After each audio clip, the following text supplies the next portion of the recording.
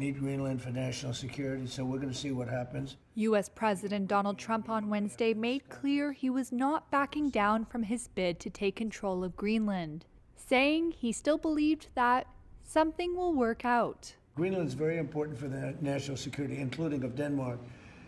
And the problem is, there's not a thing that Denmark can do about it if Russia or China wants to occupy Greenland, but there's everything we can do. His comments followed a meeting at the White House between the foreign ministers of Greenland and Denmark and Trump's vice president and secretary of state.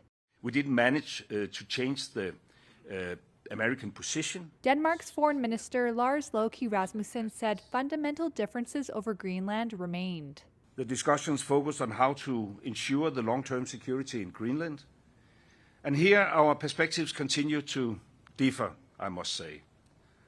The President has made his view clear, and we have a different position.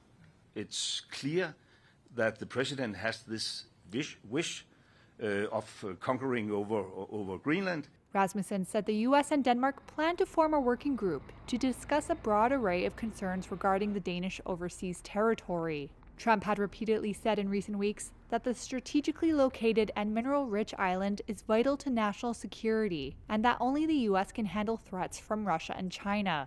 Rasmussen disagreed. But I must say that, of course, we share, to some extent, his concerns. There is definitely a new security situation in the Arctic and the high north. It was basically about security, and as I said, even though there's not an instant threat from China and Russia, at least not a threat we can't accommodate. Greenland and Denmark say the island is not for sale, and prominent EU countries have backed Denmark, which is a member of the NATO alliance. Ahead of the meeting, Greenland and Denmark said they had begun to increase their military presence in and around Greenland, in close cooperation with NATO allies, as part of their promise to beef up Arctic defense.